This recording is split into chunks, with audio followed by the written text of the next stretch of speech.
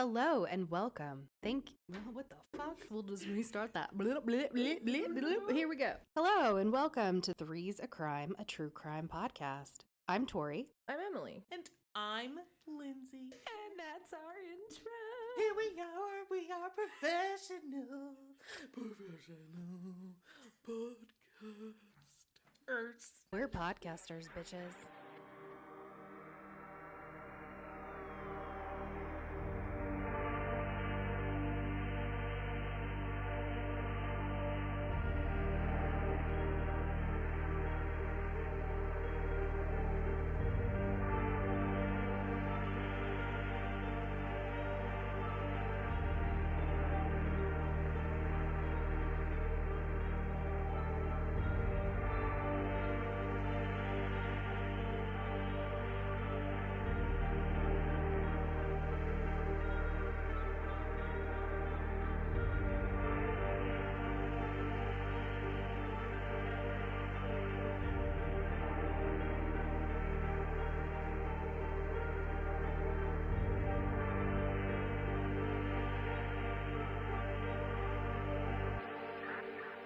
Mucinex.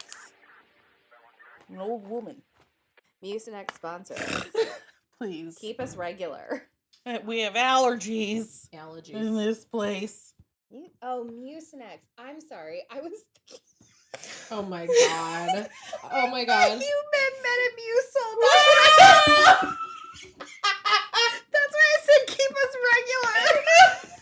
I was so confused. When you said that, I was like, just let her go. And I'm like, oh my god, Lindsay's I was taking like, a keep us Metamucil in the middle of the day.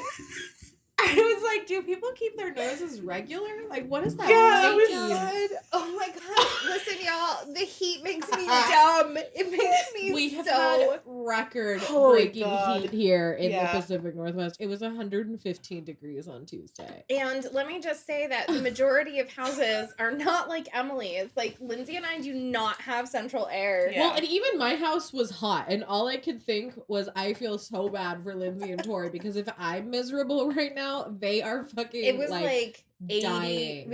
It was between 80 and 82 in my house with Yeah. a wall or like a window unit, my portable one. And let me tell you what, those portable air conditioners are the shit, man. That's what we have in our room, and that's why we could sleep. Yeah. Because it just became a cold little Yes, cave. the only way Yeah. I can sleep is if Yeah. my room If is it's freezing cold. And then I also had two fans going and I could not get it below like 80 in my house. With our air conditioning, we couldn't get it below about 76. Anyway, sorry for that Metamucil. That And was Metamucil and hysterical. Mucinex is not something you necessarily You want to don't mix want to up. mix them? No, Both they're of them very can sponsor us, different. though. Yeah, they're very different. One thins and loosens, another hardens. Or does it thin and I think I they guess both I fit and don't know. loosen. Oh yeah, I think it is. Yeah, if you're constipated, you have to. Hold on, let me drink some of my Bang. Sponsor us. She's got wild and watermelon. Yeah, they didn't have my strawberry. I also tried the Rocks energy drink. How is it? The orange one tastes like emergency, and I love it. Do you Like like orange. the taste of emergency? I love the taste of emergency. The That's orange. so odd to me. I want to know how they make it taste fizzy when it's not fizzy. Like it's not carbonated, but it always tastes fizzy to me. It does always It's taste whatever they fizzy. do to make it. It's effervescent. Yeah. They just throw some Pop Rocks in there.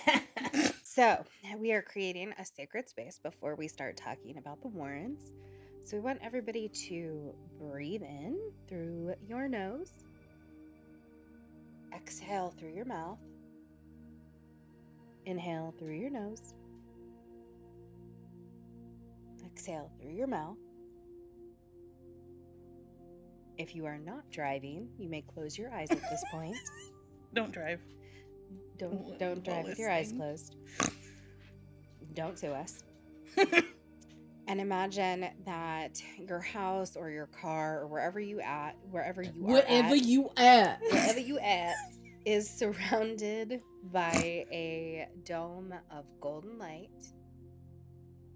And watch that light fill every nook and cranny. And once you feel like you are adequately protected, you may open your eyes and listen to the rest of the story.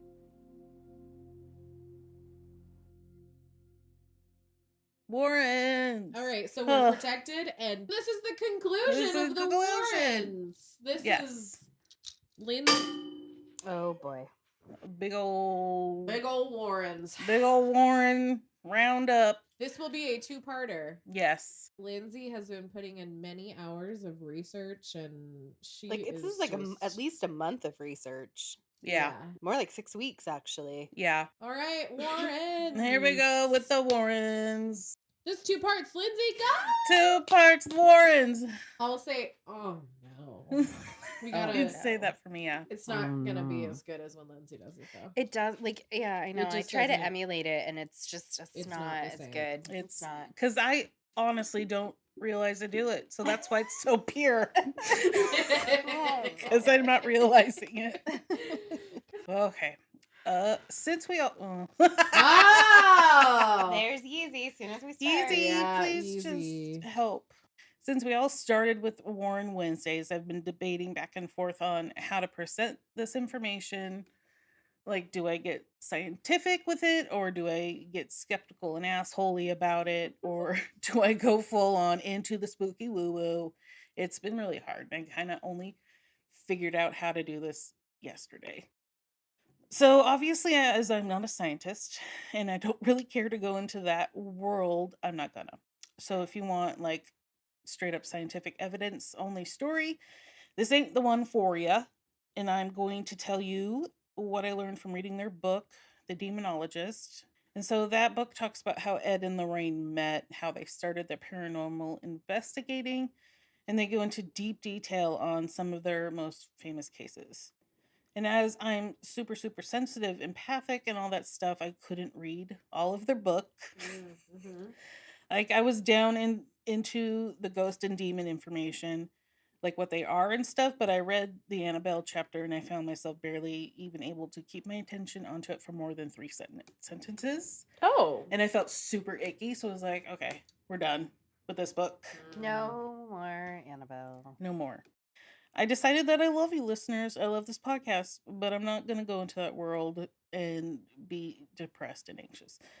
So there's a lot of saging and raking and protection of myself and the house, my desk, the dog, anything to cleanse and create sacred space. Because the paranormal world is a wild ride and I'm getting too old for that shit. And we've had so many fucking things happen to us. They're just so weird since we started this. Oh my god, yeah. I'm ready for that to not happen. Be done. Yeah. Okay. So there are two different types of spirits according to Edward Warren. One is human and the other is inhuman. A spirit that's inhuman has never walked the earth in human form. So what is supernatural, aside from the amazing show that I love? So the definition of supernatural is the following: of relating to or being above or beyond what is natural, unexplained by natural law or phenomena, abnormal, and then of pertaining to, characteristic of, or attributed to God or a deity. The definition for demonology, which Ed says he is. They're self-proclaimed, He right? is a Self-proclaimed. Yeah, they're both self-proclaimed demonologists. It's a I systematic declare bankruptcy. Okay. It's a systematic study of demons and beliefs. It's part of theology, but you can be a demonologist and not be a paranormal investigator. Like, people do theses on this as like just part of literature, part of art, that whole shit. They talked about like how they defined ghosts, and it was interesting. That was like the only time I was super into that book. So he said, if someone were to die, would they... Oh, no, this is a question from somebody at their lecture. If someone were to die, would they immediately become a ghost? Usually not. Okay. A ghost is the spirit's refusal to accept the fact that they're physically dead. So if the death therapy caused... for ghosts is what we need. Yes. To To help help people move with the them along. process. Yes, exactly. Which is essentially like with the Ghost Whisperer, if you ever watched that show. Yes. And Mom, like Mom. when Mom helped Barbara Mm-hmm. cross over. Yeah. Can I ask a question? Yeah. Why do they refuse sometimes? Because they just don't want to and are not ready. Sometimes they don't know they're dead, or they're afraid of what. Right, like if Yeah. something happens like really quickly or something, right? Yeah, it's usually like it's like if the death was caused from a trauma or accident, you can kind of be stuck in spirit form and you don't know you're dead. So you're just like walking around. I have multiple questions, but maybe I should. Well, wait. let me Okay, sorry. because I think it answers it. So since you don't quite realize that your physical body is dead, you are able to see and hear your family or friends, but they can't see you. So This is according to their book? Yeah. Okay. Sorry. So the spirits get frustrated and they find a way to make contact, like moving objects, slamming doors, anything like that. Moving a penny a la Patrick Swayze. It's true. Right? But I It's mean, true. He had a trauma and he wasn't ready to go. He wasn't ready to go. And he had to learn, like he learned from the scary subway ghost, how to control energy to make things move. Yeah, because there's just energy, and energy is everything. Mm-hmm. So I work really well on examples. So what I'm Yes. picturing is like a person dies, we'll say like in a car accident.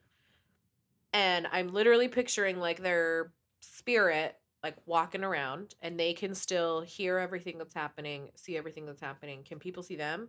Well, Not no, usually. right? Do they know people can't see them? no. Okay, so that's like a process of like, okay, fuck, people can Yeah. hear me. So at that point, you probably realize, okay, I probably am dead, right? Yeah, well, I think so. I think they get so frustrated that when They're like They asking need to for be help, but no one told. can hear them. Usually, yeah. They don't Okay. quite know. Like Yeezy, she knows she doesn't want. She just likes She likes fucking up. Yeah. fucking shit up. Well, so maybe you would think, what if I'm in a coma? Or like, there's a lot of different. Right. You Yeah. don't necessarily know you're dead. You just know something's wrong. Well, and Yeah. like, so Linda, the lady that was in my house, or was in our area, like, so she had apparently died in a car accident. She had been with her sister. So she, didn't know she was dead. And she was just, all of this time, had been looking for her sister. Yeah. So can they feel things? Like physically feel things? I don't think so because they're just energy. So I'm thinking like too logically, like as a human, That's- like what I would think. But at that point, you're not a human. No, you don't have You that don't human have You brain. don't brain. have that logic of like. You don't have the brain Right. I mean, yeah. to have the logic. Okay, so enough of these questions I just am very curious about this. Like I said, I work well on examples. Okay. I'm sure a lot of people are Yeah, curious you're about not the it. only one asking. Okay, cool. This is fine. Okay, so we don't think that they can feel things, but they know something is wrong, but they basically need someone to say like, "Hey, you're dead," Yes. and to help them. And you could, Do they always need help, or can they just be like, "Oh fuck, I'm dead"? Okay. if they, like in my experience, if they want help, they'll say yes, or there'll be you'll know kind of. Does that make sense? I guess my question is like, how do why would someone, once they realize they're dead, once someone has said you're dead or whatever, and like you basically need to figure out where you're going, right? Yeah. Why would you stay? If you can't communicate with anyone, I guess you can communicate with You them. could try to, yeah. So from my limited understanding and Ghost Whisperer, Yep. Totally Yeah, legit. totally legit. It's a documentary. That's our source for this episode. It's Yeah, Ghost but, Whisperer I mean, and Ghost. I think that there are some that they don't know. Some of them don't want to leave their family. They would rather Yeah. still be around, or some of them are angry and don't feel like they should be dead, and some are afraid of what lies beyond I'm just too logical. to cross over. It's And then what's some people, happening. when they die, don't hang around. They're gone. They're gone. They go. Yeah. I would recommend looking up Dolores Cannon. She and her husband did a ton of scientific research with people who had NDEs or near-death experiences. Mhm. and found that an overwhelming majority of people had very similar experiences. Oh my God, you know who I should talk to? Miss Cleo. Yes, you should. Tell your mom. Am I happy to be talking to you? Sorry. Oh my Can't God. take us anywhere. Okay. All right. So that's a little gist of what they say happens after you die. Yeah. Cool. All right. Cool. Got it. On the same page. So then if it gets too violent and stuff, and I put in here, then you call Egon, Ray, Winston, and Peter Venkman. Ghostbusters Oh, is Ghostbusters. literally Or like, Mom. It's in my top 10 favorite movies. I put that in here. My mom was like editing this. She goes, "Who are these people? Are they gonna know? Who cares? Who cares?" I'm like, "Mom." It said, Janet. "Don't She's judge the by best. pop culture jokes." Mhm. In my I love your pop culture jokes. And then one more definition: demons. Demons. And then this was from. You gonna let a demon ruin your life? No, girl. Girl power. Girl power. Okay, so the dictionary definition is an evil spirit, devil, or fiend, an evil passion or influence, a person considered extremely wicked. Oh my God, evil or cruel. But there's one more. Hold on. Sorry. This brings it to a great person with great energy or drive. That's the last part of the definition. A demon? Like he works like a demon. Oh, I hate that. Got it. I don't like that that's like in there. That's like an Urban Dictionary right. definition. That is from Merriam-Webster. Yeah. I hate that. Whenever I hear the word fiend, it makes me think of Brad Pitt in Interview with a Vampire, and like he and Lestat arguing about something, and he's like, yeah. "You fiend!" You and it's just the dumbest part. How many of that times I've seen movie. this? I did not think that, and I love that. Do you know what I'm talking Yeah. about? Though he's like, "You fiend." I just think What's of in the box? Ted Bundy. There are just certain awkward phrases in movies that always stick out in my head. Like it's the same. And then the Warrens define a demon as the following: demonic energy has the power to bring about such incredible negative phenomenon as fires, explosions, dematerialization, teleportation, and levitation. So we're gonna talk about Edward Warren Minnie. Minnie, M-I-N-E-Y. was his last name Minnie, not Warren? It was, I don't know, it's just Warren Minnie, so I'm unsure. Okay, so he was born September 7th, 1926 in Bridgeport, Connecticut. Holy crap, that seems like such a long time ago, but I guess he's dead, isn't he? He is dead, yeah. Ed was fascinated with the paranormal from a very young age. He said he lived in a haunted house as a boy.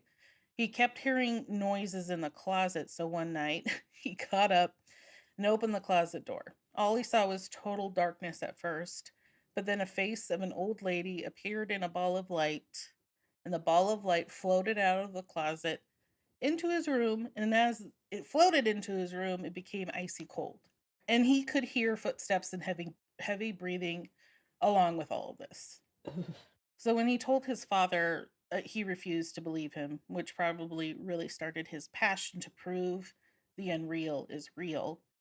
And his father was a policeman who believed in what he could see and was a very practical man. Mm-hmm. Ed was raised Catholic, and his father was super strict about the religion. Okay, so one day, 8-year-old Ed overhears a conversation that his father and their priest are having. Oh, jeez. Oh, no. They apparently were talking about a possessed man in a house down the street from where they were. And the priest was talking about how they planned to do an exorcism on the man. Can I ask a quick question? Yeah. So Ed's father didn't necessarily believe in the paranormal, but he did believe in possession. Because Catholic. Because it's Catholic. part of Catholicism. Yeah. Right. Yeah. So obviously this deeply impacted Ed, and he has remained a strict Roman Catholic for all his life. He was a self-proclaimed demon. Fucking tits. I just couldn't even continue it. He was a self-proclaimed demonologist. Bless you. Mia did not like it. The Catholic Church unofficially considers him the 7th exorcist that exists in their world, in their land. Who are the first 6? They're like priests. So wait, is he the only one that's not a priest? Yeah. But they consider him? They consider him, this is what he said, and I've never heard anything This is just according to against him. it According by to the Catholic. him, the Catholic, okay. Yeah. That makes sense. So Lorraine is not a demonologist, is that correct? Or is she? They call her that, but she is more of the clairvoyant medium. But Ed is full on like, I'm number 7 Yeah, out of he says okay. he has no gifts. She has all the gifts. Okay. Got it. Okay. Going to Lorraine. Lorraine Rita Warren was born just a couple of miles away from Ed on January 31st, 1927. She seemed to have a nice upper middle class childhood. Lorraine said that at 9 years old, she started seeing lights around people, like auras. All things alive have an aura. It's basically your bioenergetic field. And it can be different colors depending on your mood and health. Interesting. I've had a picture, like, a special way you can take pictures of your aura. And I got one, and it was pink. Of course it was. I'll have to find it. Of course it was. But I did that in Portland like 4 years ago or 5 years ago. It was really fun. She felt like it was just like a normal thing that everyone else could do when she was young. Lorraine went to a prestigious all-girls Catholic school, and one day Sister Joseph was teaching class, and Mother Superior was in the room as well. Lorraine looks up and points to Sister Joseph, quote, "Look, Sister Joseph's lights are brighter than Mother Superior's." So Mother Superior told her that kind of talk is not allowed in that school. And at that point, she realized that she did have an ability with like auras and energy. How crazy to just assume that, like, I mean, it makes sense as a little kid. You would just assume everyone has that, and then to find out that you're the only one. Well, and or that you know of. I mean, yeah, that's wild. Yeah. How old was she? She's 9. Fuck. Well, and like with us, when I started getting into the woo, when I hold crystals, like I actually like have a physical response in my body. I can feel them. And I didn't realize that other people didn't have that until it came up in conversation. And I was like, because I would hand them to, like, I think that happened to us when we were at Gaia. We were shopping. We were shopping, and I was like, oh my God, feel this one. And like people would be like, yeah, it's a rock. Yeah. Feels like a rock. She said from a young age, she never wanted to be different. And I said, which I can totally understand. Sometimes that can be a heavy weight to bear and can be a lot to deal with. Yeah. In the physical world, especially young, and you don't know what the fuck. Young, and at this point, it's what, the 30s? Yeah. And when people don't believe She's like, you. I see auras, and people are like, what send the her fuck to the Yeah, send her to the loony bin. I mean, especially when, you're a small kid, you're in Catholic school, and Mother Superior is telling you, we don't talk like that here. Yeah. And you're made to feel like it's something bad or Yeah. something shameful. It gives you shame. I think that, whoa, okay, maybe we're not going to leave that in there. Ow, that one hurt. It did. Did you hear that? It wasn't that loud for me. Oh my God. It was so loud, and I actually felt like a shock from my headphones. That's why I took them off. Painful in my left ear. Okay, nope, cut it. I'm just not gonna talk about that anymore. Hated that. Yeah, didn't like that at all. Liz. No. Catholic school, 9 years old. She's having a rough time having the powers. So Lorraine later said that she was a clairvoyant and light trance medium. What is this shit you say? What is this shit you say? Well, What you say? So a clairvoyant is defined as a person who claims to have a supernatural ability to perceive events in the future or beyond normal sensory contact. And that's from the dictionary. But my mom says a clairvoyant Mom Janet. A clairvoyant is someone who has visions that may or may not be prophetic. They receive information visually. Bless you. God bless you. God bless you. That was funny. That was an adorable sneeze. It was very petite. Very cute. Very petite. That is the only thing petite about me. We're all curvy, voluptuous bitches. Yeah, we are. Mom says, oh yeah, someone who has visions and they receive information visually. The visions can be what a clairvoyant sees as the problem bothering their client, or it can relate to another area of a client's life. And so a light trance medium is defined as, quote, the oldest method of spirit communication, often associated with seances and physical phenomena. Trance refers to the altered state of consciousness that the medium enters. So that's a lot. So she's in a light trance. She does, that she's still aware of her surroundings, but she's also able to go into that trance. Well, that's how they show it in the movies too. It's Yeah. like, was it the last movie where, I don't remember, there was a movie where he's like yelling at her to like come back out of it because there's something in the room. Oh, The big the one with huge the dude. nun? No, I think it was the new one. I think it was the Arnie Johnson one. Oh, where yes, it was that naked man. He was the naked dude. Yes. Because they were in like a morgue or something. And like And there was a huge naked dude in the room. And Ed is like, wake up. Like, get up. You can't keep doing this. Because she's like in her little trance. And this fucking... He couldn't get her back in time for the naked man. If you saw it. You'd remember. Okay, so at 16, Lorraine and her mother would go to a movie theater every Wednesday night. And at that theater, Ed was a worker. Adorable. What? That's adorable. It's super cute. Her and her mom? Mm-hmm. My grandma used to take me to a movie every week. Of course they did. Your family is so pure. It's just so pure. So he was a ticket taker man. That's what I called him. Ticket taker man. Ticket taker man. And would chat with Lorraine when he took that ticket. That's what I put. Oh, girl. When he took that When ticket. he took that ticket. How old was he? 16. And They're how the was same she? age. He was just a little bit older. She was like a year. He was Teenager. 1926. She was 1927. Yeah. Oh, okay. After that, they became friends, and he asked her out, and they've been together ever since. That is really sweet, though. So do you think that he was the only man she ever slept with? Oh, 1,000%. Yeah. Because they're both Especially very if she's Catholic. If they're She both grew up very Catholic. Yeah. Well, I read something that I don't know. Ed was as Catholic as she. I'm not going to spoil. So at age 17, Ed joined the Navy. And during this time, their interactions with each other were only with letters while he fought in World War II. Right. So while serving in the Navy, his ship hit an oil tanker, creating a huge fiery hole water. Did you say his ship? Huge shit, fiery hole water. I was trying to make it. I Huge heard shit, fiery hole water. No, but I heard his shit hit His ship hit fiery hole water. shit. Shit, fire, water. I was just trying to get to the water with the oil and fire. Oh, that was funny. Shit, water, Okay, oil, try fire. the sentence one more time.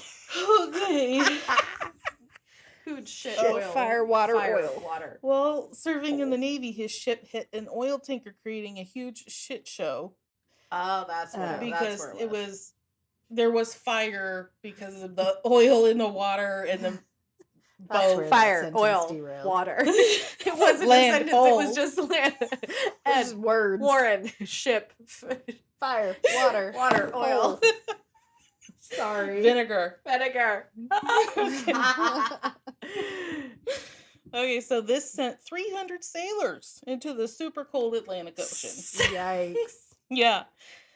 As Ed is in the water, he sees a man named Salazar who's in need of help. He goes to try to help him, and he grabs him and puts him around his shoulders.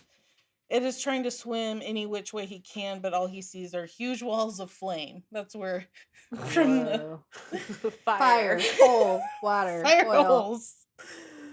fire holes. He said he sent a prayer up to the Blessed Mother, and the firewall opened for them to swim through. Wow. But because something did happen, because 69 people died. Oh, I'm sorry. Emily, dirty-minded. As they cleared the fire, a Coast Guard boat came and picked them up. He thanks his guardian angels for saving them, and after that, he's sent home for 30 days to rest and recoup. On May 22nd, 1945, Ed and Lorraine got married and apparently had a great honeymoon. That's all they said. how old were they when they got married? Like 20 or something, right? Yeah. When Well, maybe I think he 18, was 19. I guess he was a little bit older. does it say where they went on their honeymoon? No, it just, all they said was they had a great honeymoon. Yeah. I said, okay. Okay. Yeah, right. So, as his 30 days were up, he was immediately sent back to the Navy. In 1951, while he was away on active duty, Lorraine gave birth to their only child, Judy. But finally, between 20 to 21 years old, Ed came back from the war and finally settled down with Lorraine. And after getting home and settling down, Ed studied art at Yale's subsidiary school, Perry Art School. Oh. Man, that must suck to like, you're pregnant and then you have your baby and your husband's like, you don't even know if he's alive, you know? Like, yeah. He and Lorraine would travel to New England so Ed could paint pictures for tourists of landscapes and houses to make that money. That money, honey. Was he a good artist? I don't think I've ever was. seen Yeah, he anything drew- that he's painted. Yeah. According to the Conjuring 2, he drew the picture of the nun. I don't know how true that is. Oh, that's right. That's right. I remember that. You can look up a lot of his art. It's actually it's really cool. Hmm. So along the way to do these paintings, he and Lorraine would stop at haunted houses that they knew about. And while he was selling these paintings to the tourists, they always wanted to know about the haunted houses in the area. So one day they were driving through New England and they decided to stop at the legendary Ocean-born Mary house. Ocean I don't know Born what that is. Mary. So the house is located in New Hampshire, and it's a big deal in that area. It's a whole long story. Ed and Lorraine go to speak with the owner of the house. While Lorraine was sitting behind both men listening to them talk, Ed says something to Lorraine and looks over at her. She's staring straight ahead and looks as if she's in a trance.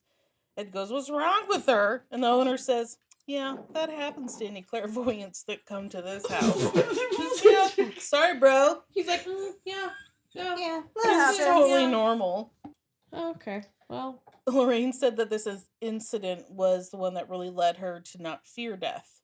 She felt herself floating out of her body, watching everything going on, but was then jolted back into her body.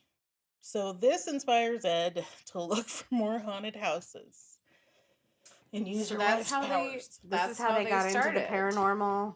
Yeah, he would paint houses with ghosts of the haunted houses. In 1952, the Warrens established the New England Society for Psychic Research. My friend was dating this guy who was a civics and maybe geography teacher. And they got into a huge fight because he kept insisting that New England was a state. Oh my God. Their close friend, Mary Pasquarella, was left in charge of it. It's said to be the oldest paranormal organization in the country. And they also created the Warrens Occult Museum during this time to hold the haunted or possessed items that they found in their investigations. But it wasn't open to the public. No, and they had it in their house. And I don't think I would want possessed and demonic items in my home. I was where my reading child lives. about it, but I guess when he was asked, he said that like the safest, what the fuck did he say? Like the safest place for them, like better here than anywhere else. Yeah, they basically like didn't trust essentially didn't trust other people with them. No, I understand that, but like, why would you have those things near your child? Oh, I know. I'm not saying it's fucking weird. I just because I was like, why would you do that? Like what is your reason? They couldn't rent a storage unit to like house that. Like, okay, so at first they would go searching for a haunted house. He would paint the house, adding a little ghost here and there on the painting. Lorraine would then go up to the door, and Ed said she would use her, quote, Irish personality. Charming, I don't know. And say, quote, "My husband loves to sketch haunted houses, and we made this for you." And they would then usually be invited into the house, and they would talk with the owners about their experiences in the house and how they have also had experiences as children. So how would they? I don't know how they knew. Yeah, that's what I'm saying. Is I've been trying to figure that out. Maybe they didn't because in what was the God? They're all just blending together now. All the they truly do stuff, but they just showed up to. Was it Arnie Johnson's house or was it just showed up to all of them? Yeah, so maybe. Well, Amityville, they were called in. That's the only time. Okay, so as they did this, they fucking hustled that shit and made a niche product of spooking and saving. I mean, imagine someone coming to your house and saying, I know it's haunted. I painted this picture of it with some random ghosts. Let's talk about what experiences you've had here. Pretty much. I mean, I would probably be like very interested in what the fuck they had to say. Yeah, definitely. From there, the word spread that they try to help people with ghosts so that they would get calls to have them come and observe what's going on, or they would ask them to clear their house. During the 1950s to the 1960s, if you lived in the New England area, you knew about the Warrens. Both Ed and Lorraine were deeply Roman Catholic, and they used those Catholicism tools to banish ghosts and demon assholes. By the 1970s, the Warrens are very well known throughout New England still for their paranormal work. After doing this kind of work for so long, they made it their mission to prove that the paranormal and the supernatural exists. And Ed says that by being a strict Catholic, he views the paranormal through his religious beliefs. He must evoke the power of the church to cleanse the demons. I mean, it has always been interesting to me that, like, the Catholic Church is what gets brought up when we talk about demons and spirits and that kind of thing. And, like, I mean, if I'm going based on what I know about the Warrens and all the Conjuring movies, like, it seems to work, right? Yeah. So it's, like, an interesting concept to me. I don't know. It's just a religion that's very interesting to me because it's, like, known that they can clear these things. So, lectures. Along with investigating weird and haunted houses, things, the Warrens also did lectures around the area that they lived in and at colleges. In the 1960s, the trend of the occult started picking back up again. This happened in the late 1800s to about 1920, says Wikipedia. Whoa! They gave me an exact date. Wow. Okay, so we humans will always be interested in this shit, questioning where we came from and or why. And I feel like the supernatural and magic and mysticism is making a huge comeback right now, but like in a bigger way. And the supernatural paranormal world really gives us that glimpse into the unknown that maybe there is something on the other side. The Warrens started to lecture in the 1960s because they said that they got a huge case bump of people being haunted or possessed or any weird ass shit people needed help with. Well, they started building a name for themselves as people who could be called to help deal with this. And as the mysticism got like more popular, somehow they realized that the people most affected by all of this were college-aged kids who were playing with the occult in a non-safe way. So they started lecturing mainly at colleges, informing everyone about the paranormal. They would warn the students about the dangers of the occult when used in irresponsible ways. And they would show slides, photographs, tape recordings, and physical artifacts of their cases and what they found in their work. And the Warrens really liked to lecture so they could educate others that this shit exists and to tell people why it happens. All right, we're going to the spooky. Okay. I just picked a couple of theirs. I covered Amityville too, so to get their side of it, since you're just staring at me and not making it. No, because you're I thought you were just I didn't know. She was just listening. I didn't know a response. Like, I'm trying to be quiet and not interrupt you. And now, like, we've conditioned Lindsay to expect us to interrupt her. And she gets so stressed out when we're silent now that she is like, so weird. Yes, no, I specifically did not cover them when we covered Amityville because I knew you were doing this.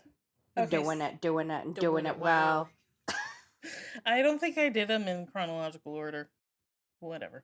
Okay, 1974, Bridgeport, Connecticut, 966 Lindley Street. This tiny little house caused so much chaos and commotion with its crazy paranormal activity that the neighborhood block would go on lockdown. Oh. And this house is often called the world's most haunted house. And I'm not sure why they haven't done a movie about it, but Gerard and Laura Goodin lived in that home for a good while. Joke. In 1968, they adopted their baby girl, Marcia. There are multiple, so with this haunting, there are multiple recordings, interviews from police, firefighters, city engineers, reporters, and regular old witnesses that witnessed the insane poltergeist activity that the Gooden family dealt with in that house. They witnessed chairs moving on their own, knives being launched by an invisible force, and Wow. crucifixes were ejected from their wall anchors. No, thank you. Oh no.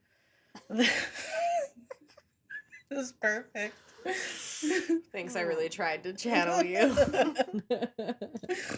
The refrigerator would even levitate off the ground as Oh, well as Hell other no. heavy objects. Don't mess with my food, demons.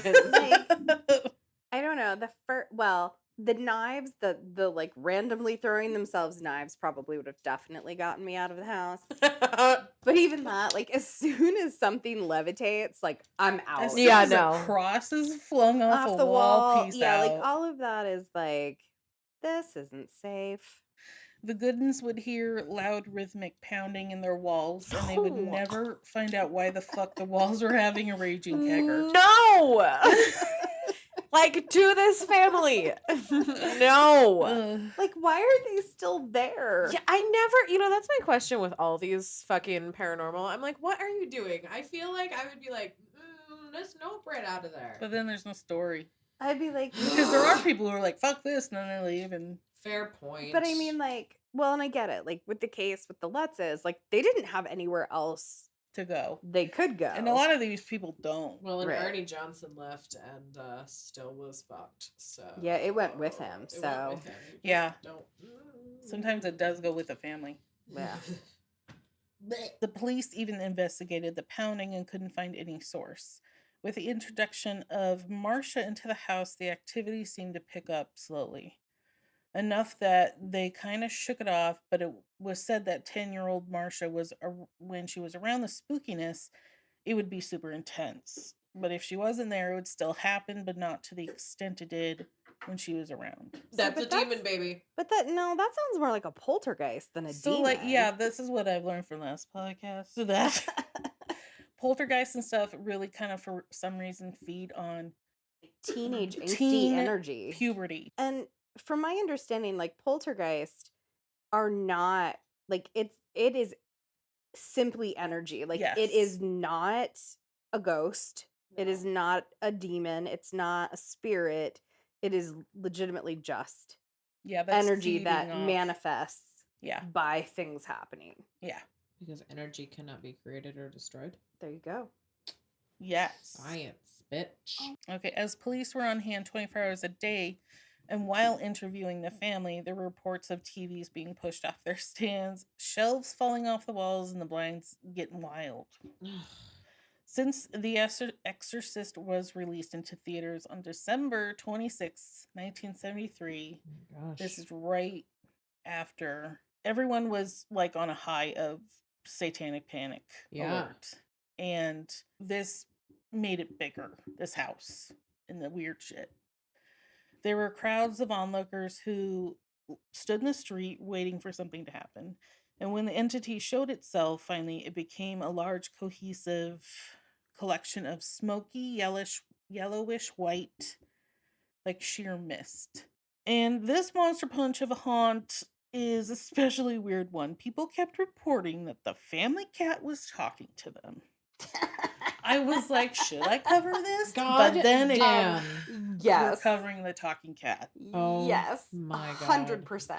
Okay, so they fucking swore to God that they heard this cat say, quote, jingle bells Oh. and Batman smells. bye-bye. Bye bye. Okay, I don't like that one. And also, Jingle Bells one just seems very. yeah, Holiday esque. but Yeah. bye-bye is terrifying. Bye bye. Bye bye. But you And- know what? I've seen videos of like people where their dogs or animals talk, and like somebody just sent me the one with like a Hello. yeah. Was that Hello. you? Oh yeah, Yeah, that was that was- her. Hi. And I've seen cats be like bye. Yeah. Bye. I hate that. I don't know why. What I I hated just that. did, or the fact that cats The do way you it. just did bye. I just really upset me. I don't know why. Really upset. She is offended. I channeled the talking cat, and it really disturbed Lindsay. It does. So, and apparently the plastic garden swans that are in the front porch, and it's in the pictures, they also made scary noises. Okay, like that's a nope. I'm less frightened by the cat Than than I they're am by just like those these plastic swans that are like, swans. "Wah," like. I have a no. picture. It'll go on Instagram. No. Okay, so I have a quote from the iHorror.com and Damned Connecticut article from a person, Nelson P., who worked in the City Hall in 1974 in Bridgeport. Quote, we gained a copy of a written report by an officer who was present when the paranormal shit hit the fan on Lindley Street. The most chilling account was when, in his writing, and the cat said to the officer, how's your brother Bill doing? And the officer looked down and replied, my brother's dead. And the cat then scowled, I know. Ew! Oh, that's Funny and swearing horrifying. repeatedly at the officer and then ran off. What kind of that's reaction more would you than have? bye-bye. That was like, That's a that's why I full was like, fuck, I gotta conversation. involve this cat thing because of the quote Oh my god. that was written down. I would be like, am I so stoned right now? Yeah. Like Like, what what's the fuck just happening? happened? Ugh. And so, other visual events in the report include a levitating refrigerator and an armchair that flipped over and could not be lifted back into place by the officers. Ugh. And one officer who witnessed it took an immediate leave of absence, I mean, having been that shaken by the experience. I mean, yeah. I Like, well, today first of firmly all- believe these events took place in the home. That's the end of the quote. Oh, I'm sorry. I didn't No, realize you're the quote was fine. still going on. I'm just like, can you imagine being an officer and being like, I know I'm the police, but like, I'm not equipped to deal with this. Oh, yeah. Yeah. Like, I'd No. peace out. what now? At this point, they started to call in priests, paranormal investigators, and the Warrens. I think they were Warrens. actually called for this one. Okay. So there was an exorcism scheduled by the Warrens, but it was shut down before they could perform it. Superintendent Walsh, in charge of the town or something. I don't know. This asshole shut down the exorcism. And he said Marcia had admitted that she was the one doing the activity, but the activity continued even when she wasn't in the room or even in the house. Huh. Like, that would be some real ventriloquist shit if Yeah. you're like, Yeah. convince a police officer that the cat is talking to him about his dead brother. And like a little girl can fucking levitate a fucking fridge. Right? Yeah, no. It's ridiculous. Yeah. So Walsh blamed the girl, saying that the little girl was the center of all the paranormal activity and was the one moving fridges and other stupidly heavy shit that of course she couldn't do. So nothing really got fixed and the activity continued, and Ed and Lorraine were pissed they couldn't show the world real poltergeist phenomenon. So, and this house has also been called the Roswell of haunted houses. And the hype around this haunting put more attention on the Warrens and really made them more famous and well known in the world of spooky. Amityville. Amityville, 1976. 5 years after the Conjuring 1 house. This house truly scared Lorraine, so she depended on her Catholic beliefs to help her and get them through the investigations and clearings. This house really fucked her up, and she would relive the shit that happened there. And when Lorraine was investigating a house, she would do a walkthrough with her eyes closed, and she would put her hands out. And sometimes she would communicate with what she was experiencing. She would ask a question and wait for an answer, and Ed totally relied on Lorraine. She talked about getting super nauseous and ill on the second floor landing of Amityville, and said this house was the closest to hell she ever wanted to get. Mm-hmm. They both, they Well, both, no, we talked about Yeah, that. I in my remember story. that. Yeah. they both talk about feeling the pressure, like they Mhm. were walking through water, like you said. That was when they were going up to the third floor, which is where Dawn's room was. Yes. Ed said he was attacked in the basement by an entity And after doing the initial investigation, they left and came back to the house and performed a seance to figure out what the fuck was happening with the house. And during the seance, Lorraine felt a demonic presence in the house. And Mary Pascarella, The other psychic. yeah, she was there with them as well. And she said she felt a presence of a warlock that lived there where the house was and built in 1928. She felt like this was a big source of the negative energy in that house. The majority of the research team and the psychics felt incredibly sick and nauseous. One of the cameramen collapsed on the second floor landing, where Lorraine also became ill. That reminds me. So one thing that I didn't talk about in my story that I wish I would have, I forgot to mention it, but there was another newscaster that came with Laura, who was the newscaster, and he was very much a skeptic. And they were up on the second floor, and he doubled over in pain from something happening. But that second floor was... The second floor landing was And the second floor really was where the majority of the bedrooms were. I think only Dawn was the one that was up on the third floor. But the second floor was where the boys and the girl, Big Ronnie and Louise were. Ugh. So most of the murders occurred on the second floor. That makes sense then. Ed also collapsed, clutching his chest in extreme pain. And after this whole thing, Mary left the institute and never went to a haunted house again. Wow. I'm not surprised. Yeah. They believed that the house wasn't haunted by the ghosts of the DeFeo family, but it was like a demonic presence that a priest had to exorcise.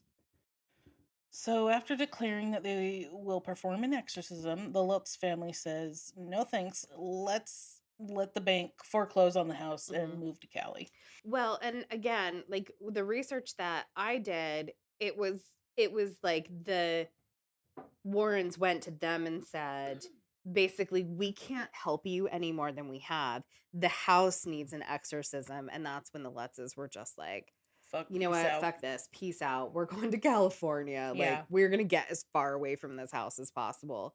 And I can't say I blame them. No, I mean... And also, I really feel like it was kind of, especially after the Warrens come in and do this whole seance and make it worse, to be like, sorry, we can't help now that we've made it worse. Dude. Like, yeah. I don't know. I feel like that was really crappy. They did that often. Yeah.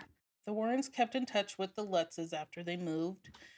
Lorraine was very concerned about the kids and how they would be dealing with all of this. And they kept in touch with all the people they tried to help. And they said they never asked for money. But they did try to convince them to do book deals and movie deals. And that's coming later. After the Amityville book comes out and is made into a movie, their connection to the case becomes famous. They become America's ghost hunters and put into the world's consciousness with the movies Rosemary's Baby and The Exorcist. I had to look it up. I was like, did it come out before or after? The Exorcist, it was before. This really opened the door of the supernatural to the mainstream, and the Warrens really became pioneers of paranormal investigating. And Lorraine's main objective was to educate people on the occult and to tell them not to mess with it. But I feel like this was their goal in the beginning. Okay, but again, they were telling other people not to mess with it, and yet every time they suspected any kind of paranormal activity, they're like, hey, let's do a seance. Yeah, this shit can open doors to things that you would never want to have or deal with in your life. It's much harder to shut that door again. And the Warrens were willing to put themselves out there to the public and take the ridicule that they often experienced in an attempt to get more proof out there about the reality of the supernatural. Lorraine even had some tests done on her by the parapsychologists at UCLA, and they came to the conclusion from their experiments and brain scans that Lauren was a light trance medium. This means that she can connect and go into another plane while still being aware of herself and her surroundings. All right, Annabelle. Who knew that was a Raggedy Ann doll? Not the movie one. Like, yeah, like I didn't know. Oh. I didn't know that until I was looking it up, and then I was like, oh my god, I have that doll. Like, still as an adult in my home, have that doll. I hate it. So Annabelle, 1970. First, the story is that the doll was found at a secondhand store, but the doll was probably not a secondhand doll since it's a Raggedy Ann doll and they did not exist before the 1970s. Oh. So that little bit isn't true because Raggedy Ann was brand new. So Donna's mom bought the doll for her, and Donna kept it in her room in her apartment that she shared with her roommate Angie. When the girls would come home, the doll would be in rooms that they didn't leave it in before they left. Nope. I know this story. Why am I freaking out? I'm like, nope, bitches, get out of there. This happened a couple times, and the activity increased with the doll being found in Donna's room with the door shut. They would find the doll with its legs crossed and arms folded, and they once found it kneeling on the seat of a chair. And that shit cannot be done with that kind of doll. No, on its own. I have that Well, doll. it has You cannot. The Like, legs can't hold up like the pillow doll. legs. Yeah. yeah, right? no, There's it's like it's just stuffed. It's just Yeah. stuffing. Like even the picture that I took of it of my Raggedy Ann on the couch, like I had to keep sort of sitting her up and propped her to like, Yeah. be in the position she was when I was taking the picture. Now, question, and maybe you're gonna get to this, but like in the movie, they tell Ed and Lorraine that like they were messing with the spirit board and that they gave the spirit permission to enter the doll. Was that There's true? no spirit board. What? There's no spirit board. But I'll tell you in a second how Okay. it happens. After this, Donna would find notes around the house on old parchment paper No. with childlike writing saying, "Help us," and "Help Lou." Lou was Angie's boyfriend and fiance, and he was living with the women at the time. Oh, that's stressful. And he fucking hated that doll. I mean, I would too. Immediately before anything even happened. Yeah. So he wanted it out of there the first time it got wild. But then one day when they came home, the motherfucking doll has blood on it. Nope. Blood on the back of the doll's hand and 3 drops on the chest of the doll. This is when Donna contacted a medium to figure out what the fuck is going on. Like whose blood? Like they had no idea where the blood came from? Because That's it so just weird. appeared. No. Nope. Okay, so they call a medium. And the medium who was the first to help them with the doll said that a 7-year-old girl who had died in the field that their apartment complex was built on, and her name was Annabelle. So Donna and Angie invited Annabelle to live in the doll because they felt such compassion for the ghost. But dog, that fucking shit was not a little girl ghost. Yeah, man. No. As Lou continued to hate that doll with a pure passion, he woke up one night Sorry, Mia's watching dog TV out the window. Yeah. It was so cute. He woke up one night unable to move and saw Annabelle floating up his body to his throat. No. Absolutely no, thank you. Oh my god. No. That makes my body feel so uncomfortable. She strangled him until he blacked out. Oh and my god. After he woke up, But she doesn't even have fingers, the doll. It's like a big glove. Yeah. So sleep paralysis is frankly terrifying enough without a doll like floating up your body and then strangling you. So he's just laying in bed and she's straight up like, "Hello, Lou." Yeah, just like boo. He's been strangled until he blacked out. After he woke up, he was like, "Bros, this doll is the devil." Yeah, no. And apparently they didn't do anything. So another incident with poor Lou was when he was studying maps with Angie for a trip that they were going to take. Then, as they were doing that, they heard shuffling noises in Donna's room. Lou goes into the room and sees Annabelle laying on the floor in the corner. When he went to pick up the doll, he felt a dark, gross fucking presence behind him. And as he felt this pain in his chest, he started to bleed. So as he finally got up, he took his shirt off and found 7 claw scratches on his chest. He said it felt like hot burns, but they went away in 2 days. So once the Warrens got involved, I'm not sure if they called them or they just showed up. Okay. They said that there was no little girl and it was a demonic spirit. So the girls unknowingly invited a demon into their lives. So the Warrens took the doll, and the doll still lives in their occult museum to this day. So, I was trying to find out where that stuff is now that they're both deceased. It's still there.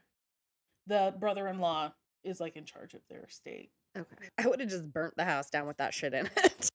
Okay, we have West Piston, PA.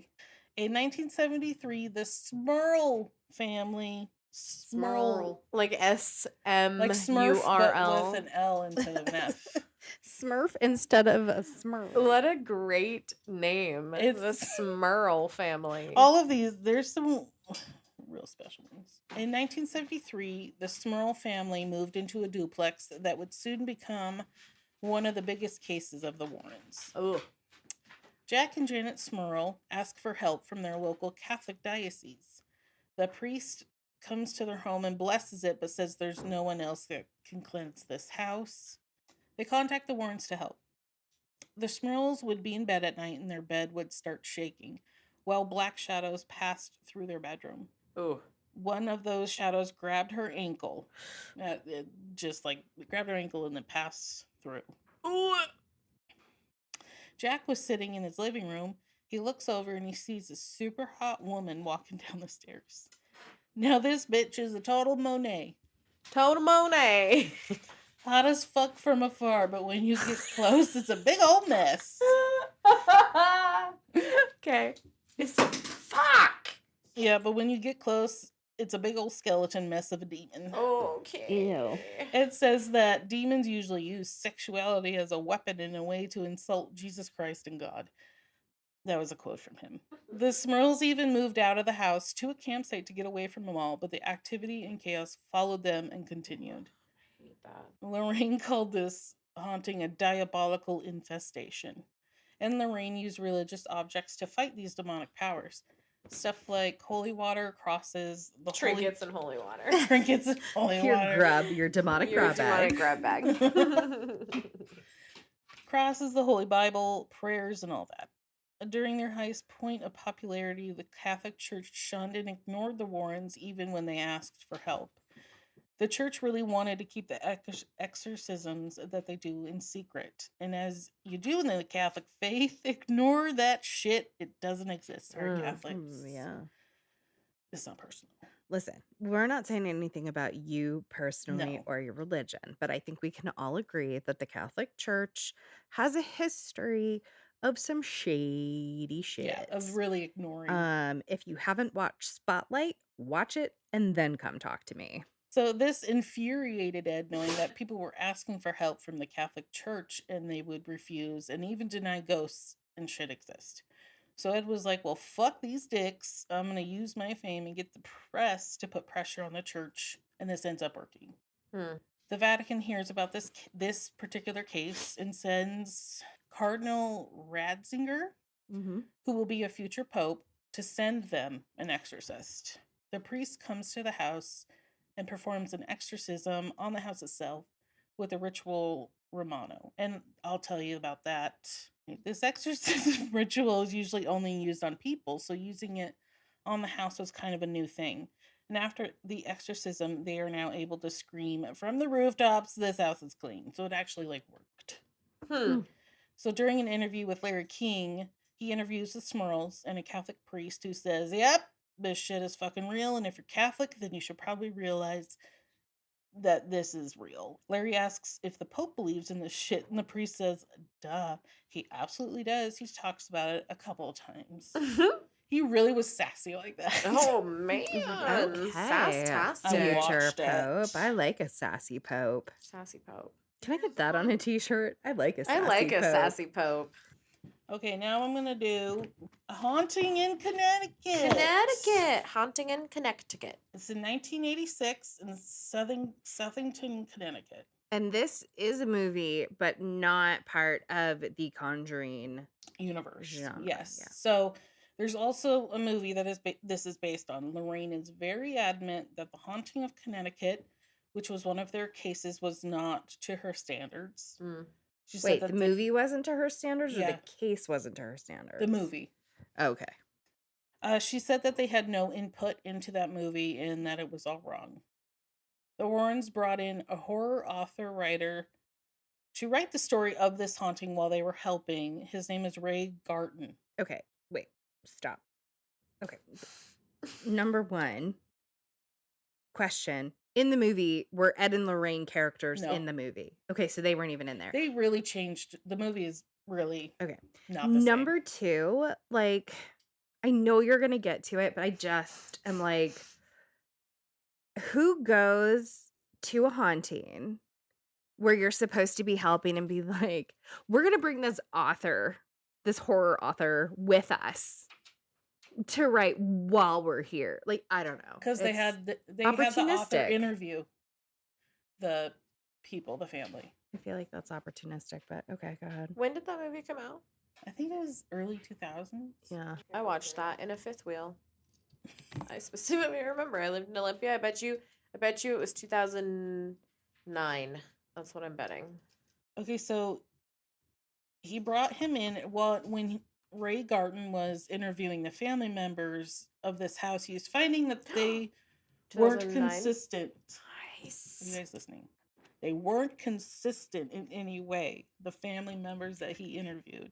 Okay. So there's So Ray said he talked with Ed because he was frustrated about this, and Ed said, well, you're a horror writer, make it up. Wait, he said you're a horror writer? Horror. Like a horror movie. Not like, horror. No. I was like, he said you're a horror writer? What You're does a that horror mean? writer. Okay. Horror Horror. writer. Yeah. Oh, it's a tongue And twister. This, Okay, can we just point out though that the point of that sentence was Ed saying you make it up? I'm just saying that she's focusing on horror writer, and I'm like, that's not the important part And of you're this like, sentence. Angela, this I is just make wanted it to be up. sure I could hear it correctly because it makes a difference what he said. Oh my god, now we're all falling apart. Okay. And Ray Garton has been very open about how much he had to separate himself from the story, and he never saw the inside of the house and never interviewed the son who the activity is based around. So he really was like, fuck you, I'm not doing this. Okay, so this is the story, and it's Wild Ride. It's a wild ride. Buckle up, you fucking seats. Mother Carmen is looking for a place to live in Southington, Connecticut. Her son is getting cancer treatment at a nearby hospital, but they currently lived in upstate New York. So the commute was becoming too much for both of them. That's where Buddy and Harley live. Upstate Oh, New yeah, York. that is. Murder Incorporated. Listen to them. Murder Incorporated. They're great. We love them. Here's an ad for them. Boop, bop, beep. Welcome to an undisclosed location. We are Murder Incorporated. Give me one good reason why people should listen to our podcast, buddy. Because you're getting true crime from a nerd and a murderer's son all wrapped into one. Yes, my father is a murderer, and you are indeed a nerd, buddy. What else sets us apart, Harley? I truly believe our empathy for the victims and their families shines through every episode. Also, 100% of all our listeners have not been murdered. We are Murder Incorporated.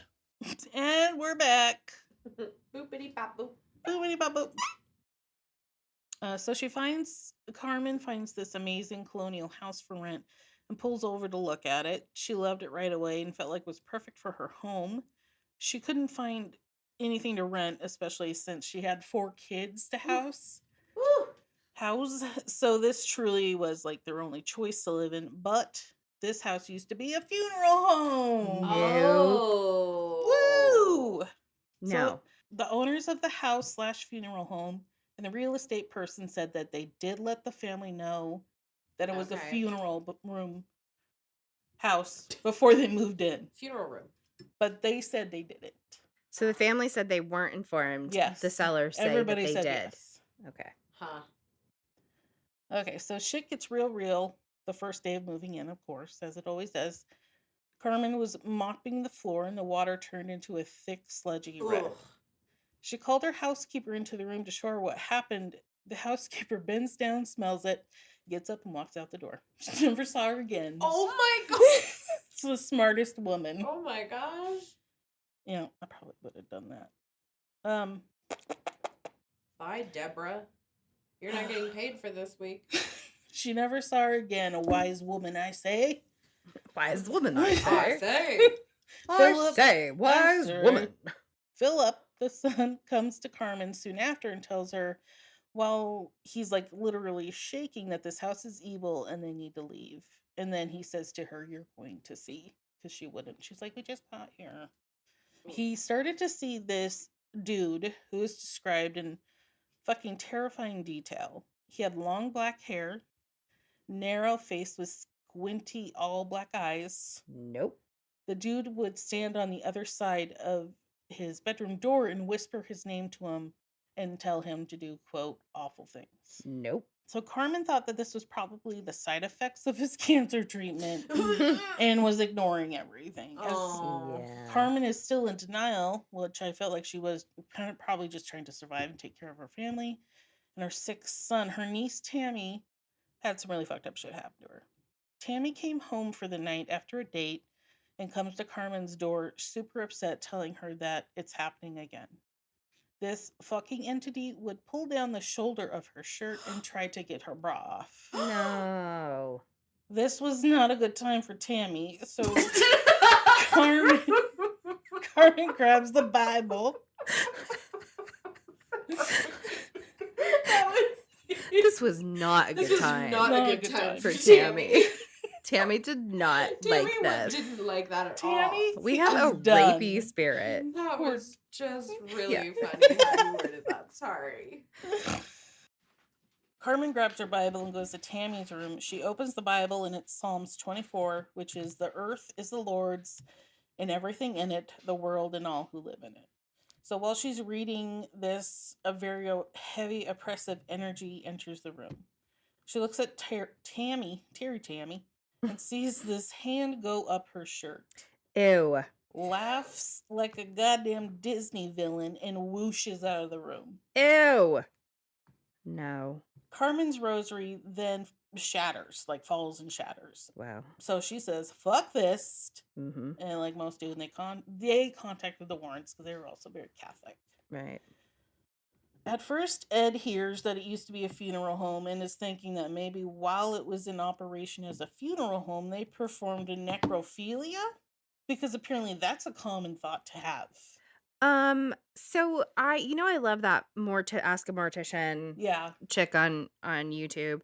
And I feel like she did a story or a kind of a thing on necrophilia, and it was like, is it really common? Because I think there is a belief that People, people do that.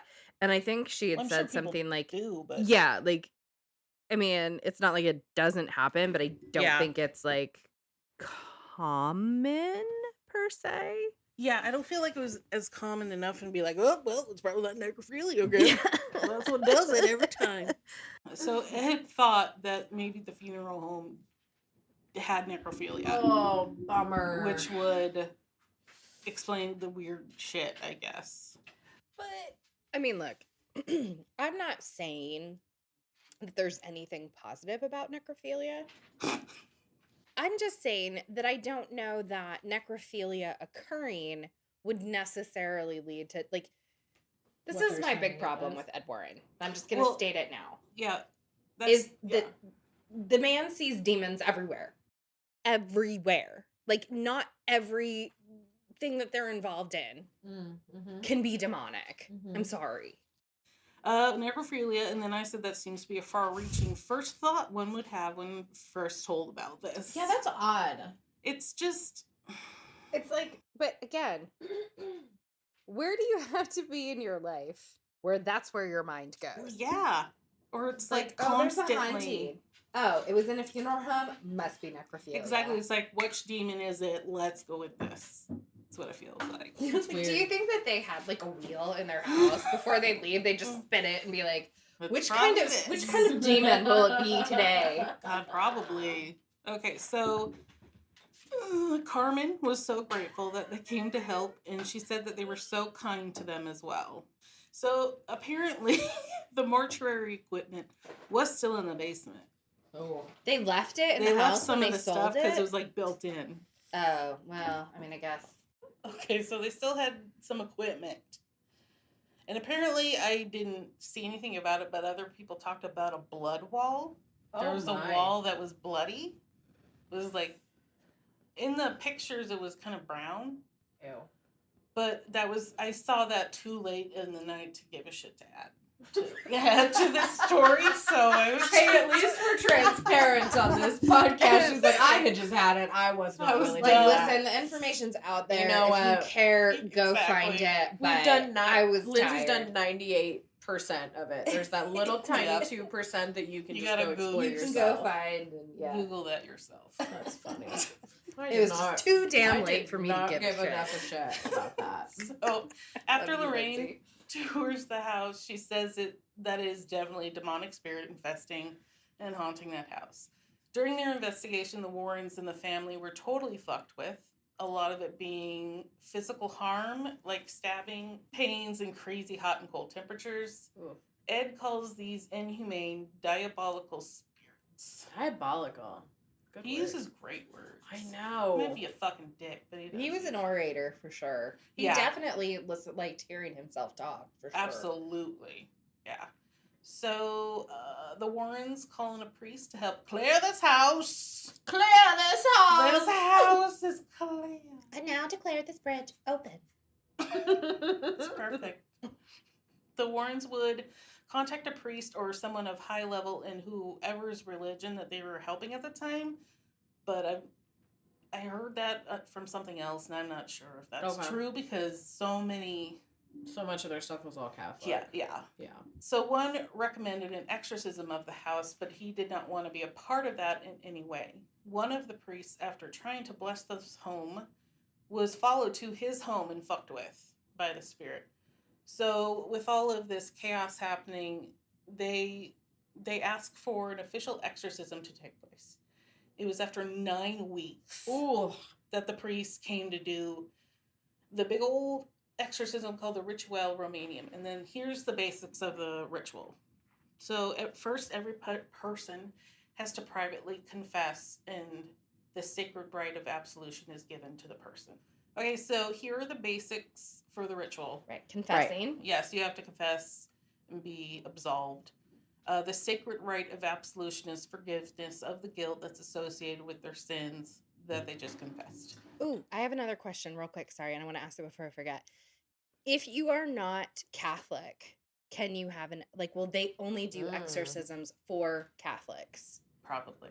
But I mean, just curious. if it's different, somebody tell me. Doing this, it removes the internal punishment of hell that's associated with mortal sins. Mortal sins. Mortal sins.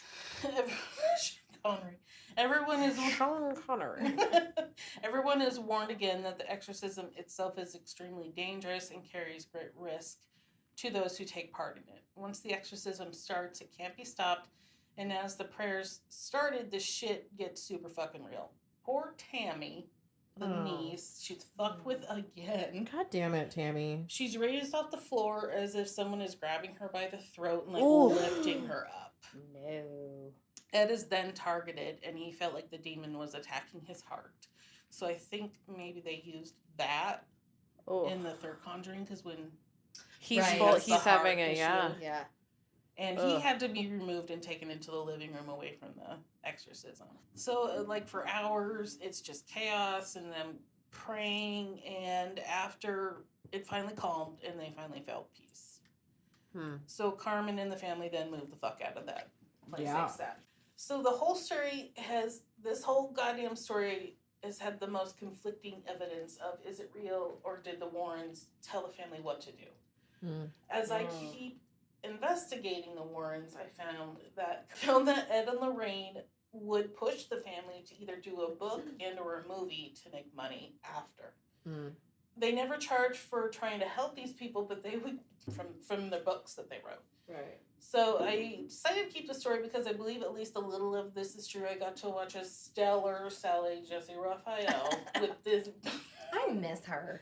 She was awesome, and that had the Warrens and this family on it, and I felt the most truth from the niece. When she was talking about it, she was so upset. She was not wanting to talk about it. She was crying. I was like, that probably really did happen. I think it happened, but not to the degree. Which has been the case in almost Everything. every Warren story that we've covered, is people are like, no, it was, things really did happen, but I think the parent house is the only one that I believe it really was more wild than the movie. Right. So as the Warrens become more popular through time and become legends in their ghost world, they have books written about these cases. They have 6 books written about some of the hauntings and other weird shit that came across. There was a werewolf one. Okay. Where a man thought he was possessed by a werewolf. Was his name Jake Owen Spillman, who we're going to talk about?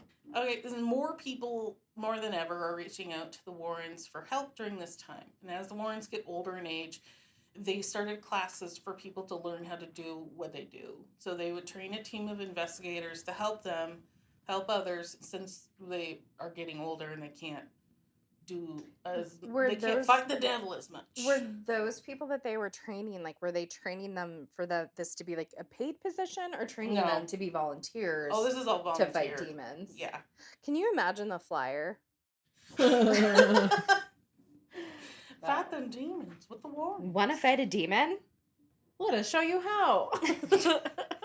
Saturday night at the VFW. Yeah. We'll be giving out demon grab bags at the door. Get your demon grab bag on the way out. Don't forget.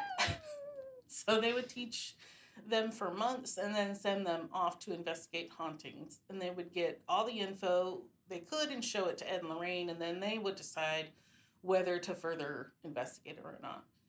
And they would always film their investigations at this point, because technology is better for that. Mm-hmm.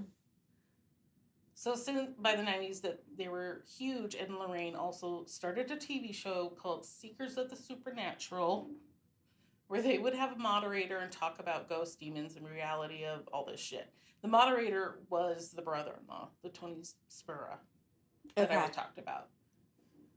So he was really very involved. They wanted to talk about cases and show the video evidence that they had gathered.